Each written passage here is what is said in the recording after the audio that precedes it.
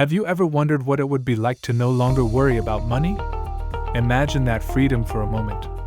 The freedom to do what you love, to take care of your family, to fulfill your dreams. It seems like a goal for a select few, right?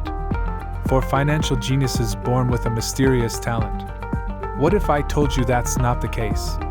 What if I told you that the strategies of the world's greatest investors are not inaccessible secrets, but life lessons that any of us can learn and apply? Today, we won't just talk about numbers and charts. We'll talk about stories, people, failures, and triumphs. And at the end, I'll give you a practical, step-by-step guide to start your own journey. Because this isn't just a video, it's the beginning of your new chapter. Let's start with a name everyone knows, Warren Buffett. But let's not start with his billions. Let's start with one of his mistakes. In 1965, Buffett took control of a textile company called Berkshire Hathaway. Business was bad, and despite all his efforts, he had to shut down that division. It could have been a colossal failure. Instead, he transformed that company into a holding company for his investments in insurance and other businesses, creating one of the greatest success stories in financial history. What does Buffett teach us? Two fundamental things. First, even the best make mistakes, but they know how to turn a mistake into an opportunity. The second is his philosophy, patience. Buffett doesn't look for quick gains. He buys companies he understands and that have solid value, and he holds them for decades. He teaches us to invest, not to gamble. He teaches us that risk is managed not by chasing returns, but by controlling what you can lose. It's a lesson in calmness, study, and long-term vision. Now, let's switch gears completely. If Buffett is the artist, Jim Simons is the scientist. Simons was a mathematician, a genius with numbers. He wasn't interested in a company's value in the traditional sense. He founded a fund, Renaissance Technologies, and did something radically different. He hired mathematicians, physicists, statisticians, not Wall Street analysts, and created complex mathematical models to predict market movements. His Medallion Fund has produced stratospheric, almost incomprehensible returns. Simons' story tells us that there isn't just one way to succeed. If Buffett's approach seems too slow for you, Simons' lesson is that innovation, technology, and looking at the world with different eyes can open up unexplored paths. You don't have to be a mathematician, but you do have to be open to new ideas and to using the tools of your time to make informed decisions. These two stories might seem almost unattainable. One is an oracle, the other a numbers genius. What about you? And me?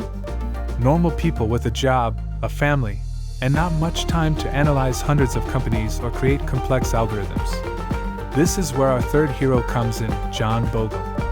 Bogle is perhaps the greatest ally of the common investor.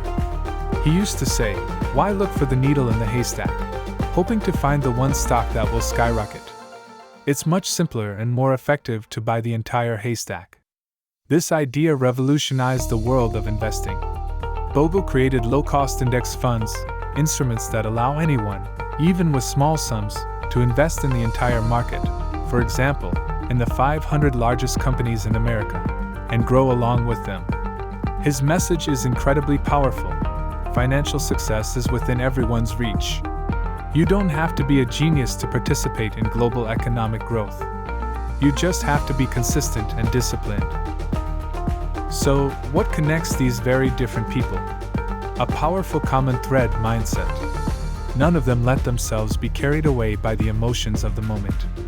While the world was panicking over a market crash, they remained true to their strategy. There are those, like James O'Shaughnessy, who rely on computers for this very reason, because computers don't argue with their spouses, they don't get bored, and they don't feel fear. It's about discipline, having a plan, and sticking to it. It's about turning problems into opportunities and understanding that sometimes, the best move is to do nothing at all. Their success is not just financial. It's a reflection of their personal growth and their ability to control fear and greed. And now, the most important part. How can you use these lessons to change your life? Here is a practical guide for steps you can start taking today. First, know yourself. There is no one-size-fits-all strategy. Are you a patient person who loves to study things in depth? Maybe Buffett's approach is for you. Are you fascinated by data and technology? Take inspiration from Simons and use the digital tools at your disposal. Are you a busy person who wants a solid strategy that requires little time? Then John Bogle's path is probably the best way to start. Be honest with yourself. Second, buy the haystack. For the vast majority of us, Bogle's advice is the wisest. Start learning about what ETFs, or index funds, are. They are low-cost instruments that allow you to invest in hundreds of companies at once, diversifying your risk.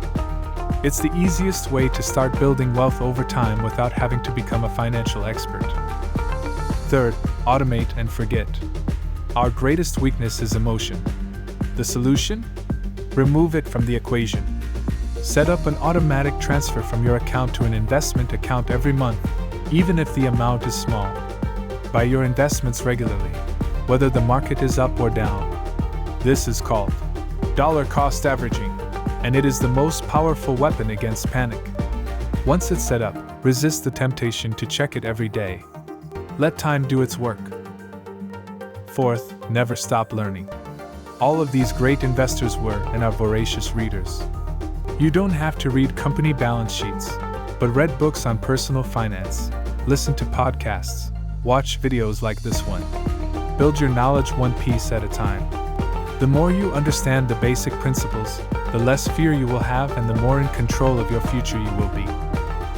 The journey to financial independence is not a sprint, it's a marathon. It's not about getting rich tomorrow, but about building a life of security and freedom, one step at a time. The stories I've told you today are proof that different people, with different methods, have achieved extraordinary results starting from a common principle. They had a plan and the discipline to follow it. Now it's your turn. Don't let this inspiration fade away. Take one action, however small, right now. What is the first step you will take after this video ends? Which of these stories resonated with you the most? Write it in the comments below.